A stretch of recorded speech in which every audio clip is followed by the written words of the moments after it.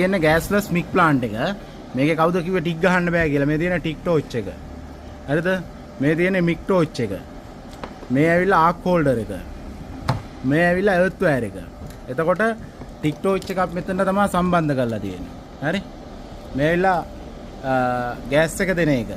මේ ඇවිල්ලා මික් ටෝච් එක.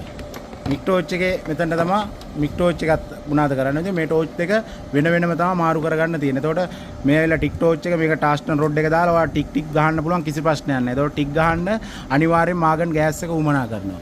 ඒ වගේ මිග් එකට ගෑස් එක ඇතුවත් පුළුවන් නැතුවත් පුළුවන්. උදාහරණයක් ඇටියට ගෑස්ලස් නිසා මේක අපි මිග් එකට රෙකමන්ඩ් කරන්නේ ගෑස් නැතුව පාවිච්චි කරන එක තමයි. නමුත් ටික් එකේදී ගෑස් දුන්නොත් ඔයාලට යකඩ තහඩු බොක්ස් බාර් ඔය ඕන දෙයක් පාස්සන්න පුළුවන්. A to Z කියලා දෙන්න shop එක visit කරන්න. මේ plant එකට අවුරුද්දක වගකීමක් තියෙනවා. ඒකයි අපි කියන්නේ මේක මිග් මේ MMA මේ ටික් මේ ඇවිල්ලා 0.81 අනිවාර්යෙන්ම ගෑස් එක ආගන් මීටර එක මේ ටෝච් එක මේවා වෙනම සල්ලි දීලා ගන්න ඕනේ. අපි මේකට දෙන්නේ මික් ටෝච් එකයි ආක් හෝල්ඩර් එකයි එර්ත් වයර් එකයි.